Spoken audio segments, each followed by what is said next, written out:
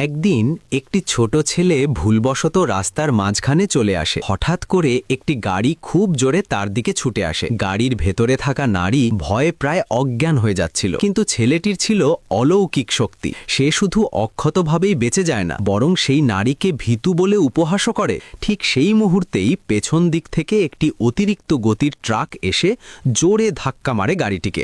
গাড়িটি দুমড়ে মুচড়ে যায়। নারীটি মারাত্মকভাবে আহত হয়ে রাস্তায় পড়ে যায়। ছেলেটি সঙ্গে সঙ্গে তার কাছে দৌড়ে আসে। সে নিজের ঐশ্বরিক শক্তি নারীর শরীরে প্রবাহিত করে। কিছুক্ষণের মধ্যেই আশ্চর্য ঘটনা ঘটে। নারীটি শুধু জ্ঞান ফিরে পায় না, বরং সম্পূর্ণ সুস্থভাবে দাঁড়িয়ে যায়। সে ঘুরে দেখে তার গাড়িটি পুরোপুরি ধ্বংস হয়ে গেছে, তবুও তার শরীরে কোনো আঘাত নেই। সে বিস্মিত হয়ে জিজ্ঞেস করে, আমি কিভাবে বেঁচে গেলাম? ছেলেটি শান্তভাবে বলে, সবই আমার ঐশ্বরিক শক্তির কারণে। নারীটি প্রথমে বিশ্বাসই করতে চায় না। ঠিক তখনই ছেলেটি আবার তার শক্তি ব্যবহার করে। ভাঙা গাড়িটি হঠাৎ ঘুরতে থাকে, আর এক মুহূর্তেই সব যন্ত্রাংশ জোড়া লেগে নতুনের মতো হয়ে যায়। এই দৃশ্য দেখে নারীটি হতভম্ব হয়ে যায়। সে সঙ্গে সঙ্গে ছেলেটির কাছে অনুরোধ করে তার গুরুতর অসুস্থ দাদাকে বাঁচানোর জন্য। ছেলেটি রাজি হয়ে যায়, কিন্তু বাড়ির দরজায় পৌঁছতেই একদল নিরাপত্তা রক্ষী তাদের আটকে দেয়, কারণ নারীর ভাই উত্তরাধিকার নিয়ে তার সাথে লড়াই করছিল। ইচ্ছেকৃতভাবেই সে লোকজন বসিয়ে রেখেছিল, কিন্তু ছেলেটি শুধু হালকা করে এক ফুঁ দেয়,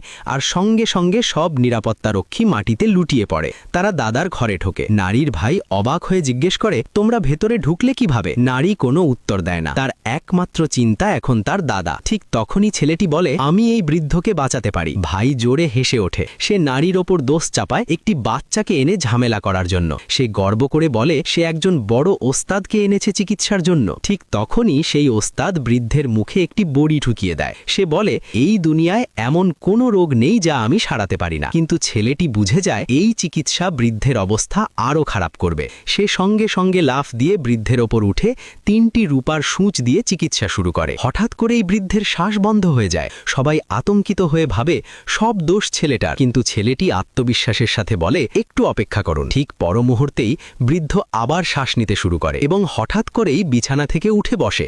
ঘর জুড়ে নেমে আসে স্তব্ধতা।